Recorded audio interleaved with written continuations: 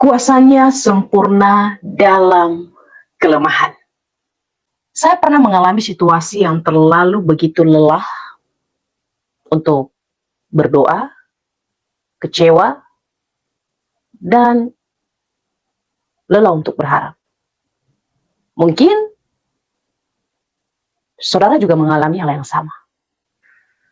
Kadang-kadang kita sudah melakukan yang terbaik, tetapi tetap gagal.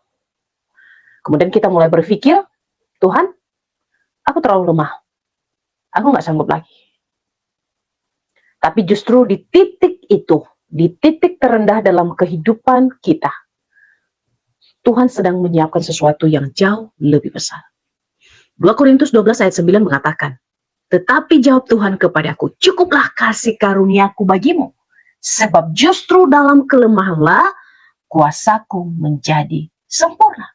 Sebab itu terlebih suka aku bermegah atas kelemahanku, supaya kuasa Kristus turun menaungi aku. Paulus mengalami banyak penderitaan di dalam kehidupannya. Dia bahkan meminta Tuhan mengangkat duri dalam dagingnya. Tapi Tuhan berkata, cukup, aku yang akan menguatkan kamu. Yesus tidak memilih jalan yang mudah untuk ia lalui. Ia lahir dalam keadaan kesederhanaan. Hidup di dalam penolakan orang-orang pada masa itu. Tapi kuasa Allah dinyatakan justru saat Yesus mengalami penderitaan yang sangat luar biasa, yaitu di atas kayu salib. Dunia melihat salib sebagai kekalahan, tapi bagi kita orang percaya, itu adalah puncak kemenangan.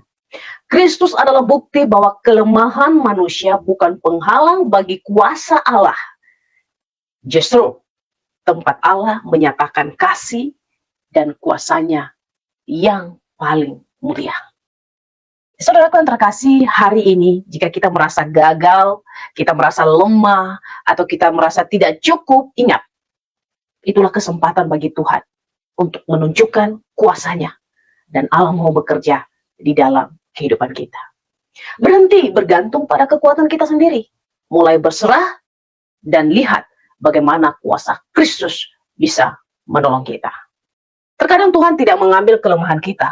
Mungkin karena melalui kelemahan itulah Dia mengajarkan kita siapa sebenarnya yang berkuasa dalam segala persoalan, dalam segala permasalahan kita.